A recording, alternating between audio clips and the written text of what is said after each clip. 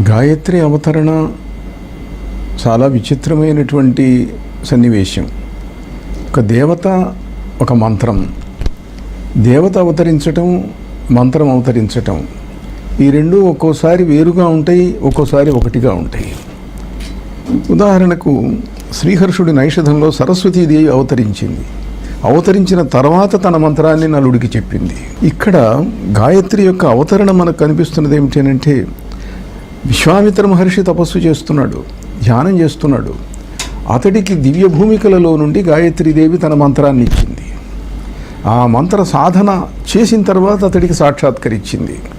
అంటే మంత్రం ముందు వినిపించింది, దేవత తర్వాత కనిపించింది. వివేకానంద స్వామి అంటాడు, ఆయనకు ఒకసారి ఒక అద్భుతమైన అనుభవం కలిగిందిట. కల వచ్చింది. ఆ కలలో సింధు నది కనిపిస్తున్నది, గాయత్రీ దేవత అవతరించడం కనిపిస్తున్నది, ఒక మహనీయుడైనటువంటి మహర్షి ఆ మంత్రాన్ని ఉచ్చరించడం వినిపిస్తున్నది.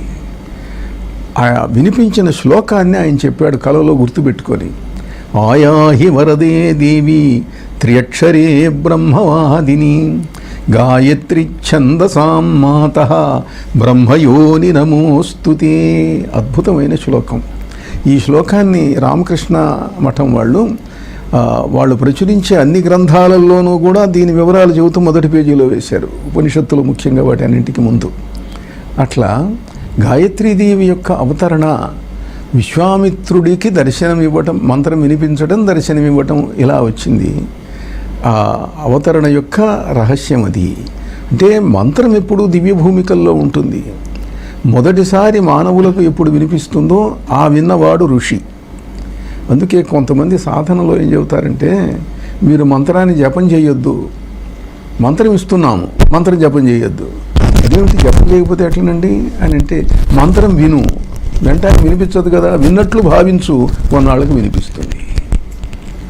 దీన్ని సురత శబ్ద యోగము అన్నారు. ఇదొక సాధన రహస్యం. మామూలుగా మంత్రం జపం చేయాలి, 1000 లక్షలు చేయాలి, సరే అది అలా.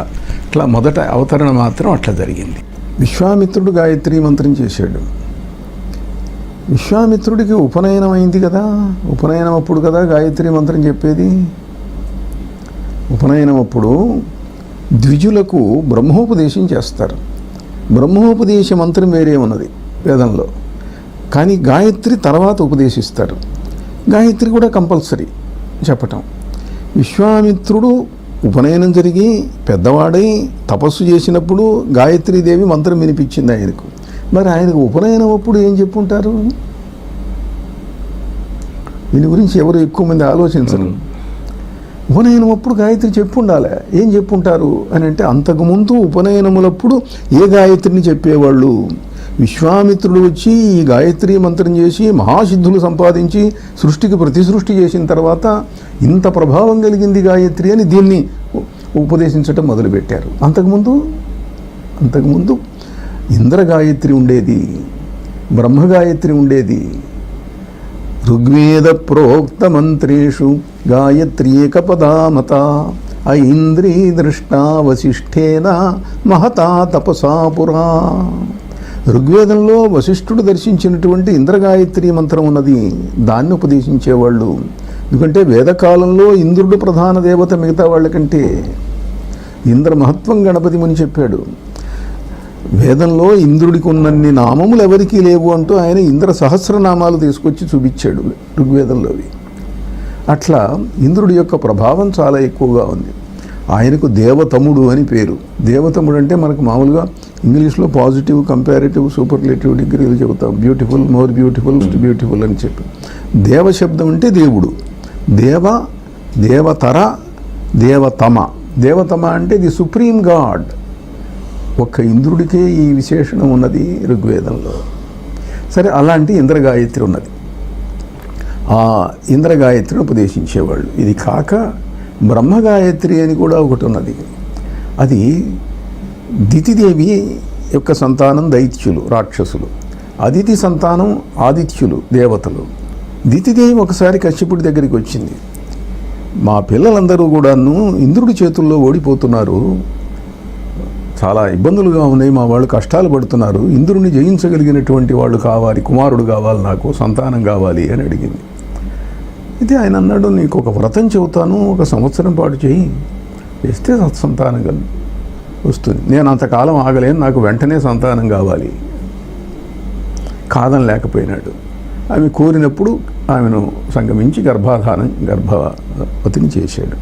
ఆ సమయం సంధ్యా సమయం, సాయంకాలం వేళ నిషిద్ధం శాస్త్ర ప్రకారం. తర్వాత హిరణ్యాక్ష హిరణ్యకశిపులు పుట్టారు. ఆ కథ అలా ఉంచండి. ఇక్కడ ఏమిటనంటే, సంధ్యా సమయ సంగమ దోషంబు పోగొట్టుకొనుటకు పాప, సంధ్యా సమయ సంగమ దోషంబు పాప కశ్యపుండు బ్రహ్మగాయత్రంబు జపించే అని భాగవతంలో ఉంది. ఆయన బ్రహ్మగాయత్రిని చేశాట పాపం పోవటం కోసం. అలా బ్రహ్మగాయత్రి అని కూడా ఒకటి ఉండేది. ఇట్లా బ్రహ్మగాయత్రి, ఇంద్రగాయత్రి ఉన్నాయి అనుకోండి. ఇప్పుడు ఈ గాయత్రి ఏమిటనంటే, ఇది సౌర గాయత్రి. సవితుర్వరేణ్యం భర్గః, సూర్యుని యొక్క శ్రేష్టమైన తేజస్సు, దాన్ని భావించటం. ఈ గాయత్రి యొక్క తత్వం సూర్యతత్వం. ఆ సూర్యతత్వం వల్ల ఈ గాయత్రి మంత్రాన్ని సూర్యుడికి ఎదురుగా నించుని జపం చేసేటట్టయితే సూర్యుడిలో నుంచి శక్తిని ఆకర్షిస్తుంది. అది ముందు విశ్వామిత్రుడు ఈ దేవతను దర్శించాడు. దర్శించి ఆయన తపస్సు చేశాడు. ఆ మంత్రంతో కొన్ని కోట్లు జపం చేశాడు, అద్భుతాలు సాధించాడు. అది ఒక ప్రత్యేకమైనటువంటి కథా సంవిధానం. నువ్వు కష్టాల్లో ఉన్నావు, నీకు ఎవరో అపకారం చేశారు, ఆమెను ప్రార్థిస్తే ఆ దుష్టులను శిక్షిస్తుంది. దీనికి ఏదైనా ఉదాహరణలు ఉన్నాయా అని అంటే మామూలుగా కనపడవు. కానీ బ్రహ్మవైవర్త పురాణంలో ఒక చోట చెప్పారు, గాయత్రీదేవి పూర్వకల్పంలో చైత్రుడనేటువంటి రాక్షసుణ్ణి సంహరించింది. రాక్షస సంహారం కూడా చేసిన దేవత ఆవిడ అని చెప్పి మనకు కనిపిస్తుంది. ఇట్లా గాయత్రీదేవి యొక్క దుష్ట శిక్షణ, శిష్ట రక్షణ అన్నీ కూడా ఆ హస్తములలో వరదము, అభయం, కోరిన కోరికలు ఇస్తుంది, అభయాన్ని ఇస్తుంది, భయాలు పోగొడుతుంది, దుష్ట శిక్షణ చేస్తుంది. ఈ లక్షణాలన్నీ ఆమె ఆయుధాల్లో, ముద్రల్లో కనిపిస్తూ ఉన్నాయి. 5 ముఖాలు. అయితే ఏమిటంటే, ఈ సావిత్రి మంత్రం చాలా ప్రసిద్ధమైంది. మహనీయుడైనటువంటి విశ్వామిత్రుడు ఆయన సృష్టికి ప్రతి సృష్టి చేశాడు. అంటే త్రిశంకుడికి స్వర్గాన్ని ఇవ్వటం కోసం ఆయన దగ్గరికి త్రిశంకుడు వచ్చి బతిమలాడాడు, నాకు సశరీర స్వర్గం కావాలి, వందితో స్వర్గానికి వెళ్ళాలి. ఇదేమిటయ్యా నువ్వు ఇట్లా ఉన్నావు, చండాలుడిలాగా ఉన్నావేమిటి, రాజత్వం కనపడటం లేదు, నీకు యజ్ఞం ఎట్లా అన్నాడు ఆయన. వశిష్ఠుడు నన్ను శపించాడు, నేను ఆయన్ని యజ్ఞం చేయమని అడిగాను, నేను చేయను పో అన్నాడు. ఆయన వెళితే వాళ్ళ పిల్లల్ని అడిగాడు, వాళ్ళు తిరస్కరించి మా నాన్న వద్దంటే మా దగ్గరికి వస్తావా, నువ్వు చండాలుడు అవుదువుగాక అని శపించారు. వశిష్ఠుడు వాళ్ళ పిల్లలు శపించారు, అయితే నేను చేస్తానన్నాడు. ఆయన విరోధం కదా వశిష్ఠుడు అంటే. యజ్ఞం చేశాడు. యజ్ఞం చేస్తే దేవతలకు ఈ ఆహుతులు వేశాడు, వాళ్ళు స్వీకరించలే. చండాలుడి చేత యజ్ఞం చేయిస్తున్నావు, నీకు నీ యజ్ఞాన్ని, ఈ ఫలితాన్ని మేము ఇవ్వము అన్నారు. ఇవ్వమంటే ఆయన కోపం వచ్చి నేను గాయత్రి మంత్రం చేసిన వాడిని, నేను ఏదనుకుంటే అది జరిగి తీరాలే, ఇతన్ని స్వర్గానికి పంపిస్తున్నాను అన్నాడు. పంపించాడు. స్వర్గానికి వెళ్ళిపోయినాడు ఈయన తపశ్శక్తి వల్ల.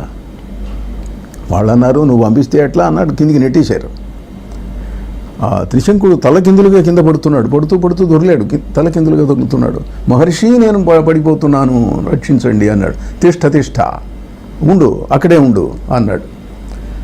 వీళ్ళు ఇంత చేస్తారా, ఏం వీళ్ళే గొప్ప, స్వర్గం అంటే నేను స్వర్గాన్నే సృష్టిస్తాను అన్నాడు. స్వర్గాన్ని సృష్టించడం మొదలుపెట్టాడు. ఇంద్రుడు, దేవతలు, అప్సరసలు అందరూ వచ్చేస్తున్నారు. కొత్త ఇంద్రుడు, కొత్త దేవతలు, గాభరా పడ్డారు దేవతలందరూ కూడా. ఇది బ్రహ్మాదులు వచ్చి, మహర్షి ఇది చెయ్యొద్దు, ఇంకో సృష్టి ఎట్లా చేయకూడదు అని అంటే, మరి ఎట్లా, వాడికి నేను వరం ఇచ్చానన్నాడు. అంటే దానికి తగ్గ ప్లాన్ చెప్పారు. అతడికి మాత్రం తాను స్వర్గంలో ఉన్న ఫీలింగు కలుగుతూ ఉంటుంది. ఇంద్రుణ్ణి చూసినట్టుగా కనిపిస్తూ ఉంటుంది, అప్సరసలతో అనుభవించినట్టుగా కనిపిస్తుంటుంది. అతడికి మాత్రం ఆ ఫీలింగ్ ఉంటుంది. అతడు మాత్రం అంతరిక్షంలో వేలాడుతూ ఉంటాడు. ఇంతటి శక్తి ఎట్లా వచ్చింది? గాయత్రి వల్ల వచ్చింది ఆయనకు. ఇట్లా అన్ని గాయత్రులు కూడా ఇట్లాంటివి. ఈ దేశంలో ఆచారాలు, నియమాలు అనేక కాలముల మీద మారుతూ వచ్చినాయి. ఆది కాలములలో వేదములలో స్త్రీలు కూడా పండితులు ఉండేవాళ్ళు. గార్గి, మైత్రేయి ఇట్లాంటి చాలా పేర్లు వింటాం మనం. మరి వాళ్ళంతా వేదం చదువుకున్న వాళ్ళు, ఉపనిషత్తులు చదువుకున్న వాళ్ళు, శాస్త్రాలు చదివిన వాళ్ళు. అనంతర కాలంలో మార్పులు వచ్చినాయి. స్త్రీలకు ఉపనయనం లేదు, వేదాధికారం లేదు. అట్లా వచ్చిన తర్వాత ఈ మంత్రాలు చేయడానికి వీల్లేదు అని వచ్చింది. అంటే నియమాలు మారుతూ ఉన్నాయి. దేశకాలాలను బట్టి అనేక కారణాల వల్ల మారుతున్నాయి. ఇప్పుడు ప్రపంచమే మారిపోయింది. ఇవాళ మీరు చెయ్యొద్దు అని అంటే ఎవరు వినరు. కనుక అంటే వినరు కాబట్టి సత్యము అని కాదు. 9 ఏమిటి అని అంటే మంత్రమునందు అధికారం కలిగినటువంటి దాని గురించి ఆలోచించకుండా ఎవరైనా సరే మంత్రం చేయటం అనేటువంటిది వాడు వచ్చింది చేయవచ్చు. ఇది వస్తుంది ఇది రాదు అని లేదు. సర్వశక్తులను ప్రసాదిస్తుంది ఆ దేవత. అయితే అవి పొందిన వాళ్ళ ఉదాహరణలు చూడండి. మనకు చాలా సుప్రసిద్ధమైన కథ సావిత్రి సత్యవంతుల కథ. ఆ సావిత్రి ఆమె తండ్రి అశ్వపతి మహారాజు 16 సంవత్సరములు గాయత్రి యజ్ఞం చేశాడు సంతానం కోసం. పిల్లలు లేరు. 16 సంవత్సరాలు చేస్తే గాయత్రి సాక్షాత్కరించి నీకు ఒక అమ్మాయిని ఇస్తున్నాను అన్నది. అమ్మా, నేను వంశం నిలబడటం కోసం పిల్లవాడిని అడిగాను కదా, ఆ తర్వాత వస్తుందిలే, ప్రస్తుతం ఇది అన్నది ఆమె అదృశ్యమైపోయింది. సావిత్రి పుట్టింది. ఆ సావిత్రిని తెలిసి కూడా అల్పాయుష్కుడైనా ఆమె ఇష్టపడి పెళ్లి చేసుకున్నది. పెళ్లి చేసుకున్న తర్వాత కొంతకాలానికి అతడు మరణించాడు. అడవిలో మరణించాడు. పక్కన ఉన్నది, ఆమెకు తెలుసు కాబట్టి ఫలానా రోజు భర్త పోతాడు అని తెలుసు కాబట్టి ఉన్నది. అంటే అతడి ప్రాణాలు తీసుకువెళ్ళటం కోసం యమధర్మరాజు వచ్చాడు. మామూలుగా అయితే ఎట్లా ఉంటుందంటే కొన్ని లక్షల మంది మరణిస్తుంటారు ప్రతిరోజు కూడా. వాళ్ళందరి ప్రాణాలు తీసుకెళ్ళడానికి యమధర్మరాజు రాడు. కానిస్టేబుల్స్ని పంపిస్తాడు, భటులను పంపిస్తాడు. ఏదైనా పెద్దవాళ్ళు అయ్యేటైతే మనకు మామూలుగా కూడా చూడండి, ఎవరైనా పెద్దవాళ్ళని అరెస్ట్ చేయాలంటే పెద్ద ఆఫీసర్ వస్తాడు, చిన్నవాళ్ళనైతే కానిస్టేబుల్స్ వస్తారు. యమధర్మరాజు స్వయంగా వచ్చాడు. వచ్చి ఇతడి ప్రాణాలను ఆకర్షించాడు. పాశం ద్వారా ఆకర్షించి తీసుకొని వెళ్తున్నాడు. అది తీసుకొని వెళ్ళటం ఈమెకు కనిపిస్తున్నది. ఈమె చిన్నప్పటి నుంచి ఈ గాయత్రి మంత్రాన్ని చేసింది, ఈ సావిత్రి మంత్రాన్ని చేసింది. చేసినందువల్ల ఏమైంది, ఆమెకి యాస్ట్రల్ విజన్ డెవలప్ అయింది. యాస్ట్రల్ విజన్ ఎప్పుడైతే డెవలప్ అయిందో అతడు వెళ్ళటం కనిపిస్తున్నది. తన భర్త ప్రాణాలు తీసుకొని ఆయన వెంటబడింది. వెంట ఎట్లా వెళ్ళింది? యమధర్మరాజు దివ్య శరీరం గలవాడు, కంటికి కనపడ్డు, ఆమె కనిపించాడు. కనిపించినంత మాత్రంతో వెళ్ళగలరా అందరూ? ఈమె ఆకాశంలో ఆయనతో పాటు వెళ్తున్నది. ఎట్లా వెళ్ళింది? ఆ శక్తి ఎట్లా వచ్చింది? గాయత్రి మంత్ర ప్రభావం వల్ల వచ్చింది. వెళ్ళింది. ఆయన ఏదో బతిమలాడుకున్నది. ఆ కథ అంతా మళ్ళీ ప్రసిద్ధమైన కథ. ఆయన ఏదో 3 వరాలు ఇచ్చాడు. 3వ వరం చివరికి ఏదో తన భర్త ప్రాణాలు తెచ్చుకున్నది అనుకోండి. ఇదంతా ఎందువల్ల జరిగింది? తన తండ్రికి సంతానాన్ని, మగ సంతానాన్ని ఇప్పించింది. తన అత్తమామలకు కళ్ళు పోతే వాళ్ళ కళ్ళు పోయే వరాన్ని సంపాదించింది. చివరకు తన భర్త ప్రాణాలు తెచ్చుకున్నది. ఇవన్నీ దేనివల్ల? గాయత్రి మంత్రం వల్ల. అంటే గాయత్రి మంత్రం చేస్తే యాస్ట్రల్ విజన్ వస్తుంది, యాస్ట్రల్ ట్రావెల్ వస్తుంది. దేవతలను ఆకర్షించి వాళ్ళ ద్వారా వరాలు పొందేటువంటి శక్తి వస్తుంది. ఇట్లాంటివి ఎన్నైనా మనకు ఉదాహరణలు కనిపిస్తాయి సావిత్రి వంటి వాళ్ళు.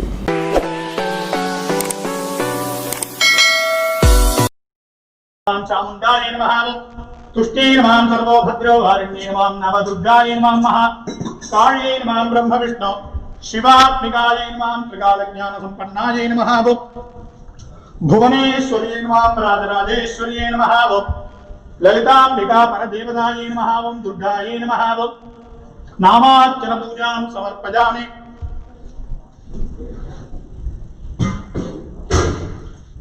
ఓం ఘోరసిఘోర్వఘోర్వంతం దుర్గాంబికాయై నమః. దీపం దర్శయామి, ఆచమనీయం సమర్పయామి. ఓం భూర్భువస్సువః.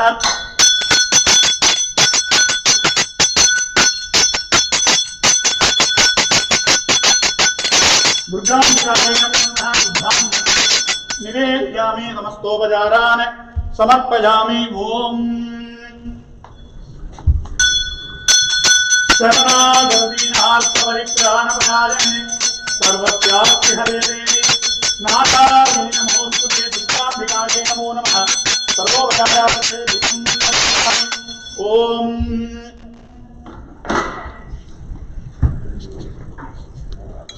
ఓం పూర్వోక్తేన సకల విశేషేణ విశిష్టాయ సంకల్పితః వేదనాయకి సమేత వేదారణ్యేశ్వర శివాయ నమః.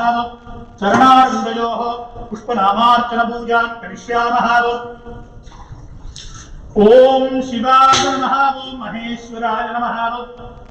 శంభవే నమః. ఓం పినాకినే నమః. ఓం శశిశేఖరాయ నమః. ఓం వామదేవాయ నమః. ఓం విరూపాక్షాయ నమః. ఓం కవర్దినే నమః. ఓం కపాలినే నమః. ఓం కామారయే నమః. ఓం అంధకాసురసూదనాయ నమః. ఓం गंगाधराय नमः ओम ललाटाक्षाय नमः ओम कालकालाय नमः ओम कृपानिधिने नमः भीमाय नमः परशुहस्ताय नमः मृगवाहिने नमः जटाधराय नमः कैलासवासिने नमः कवचिने नमः कठोराय नमः त्रिपुरान्तकाय नमः मृषांगाय नमः वृषभारूढाय नमः भस्मोद्धूलितविग्रहाय नमः स्वामप्रियाय नमः स्वरमयाय नमः प्रगीर्मूर्तये नमः मणीश्वराय नमः सर्वज्ञाय नमः परमात्मने नमः सोमसूर्याग्निलोचनाय हविषे नमः यज्ञमयाय नमः पंचभद्राय नमः सदाशिवाय नमः विश्वेश्वराय नमः वीरभद्राय नमः गणनाथाय नमः प्रजापतये नमः हिरण्यदेवते नमः दुर्धर्षाय नमः गिरीशाय नमः गिरीशा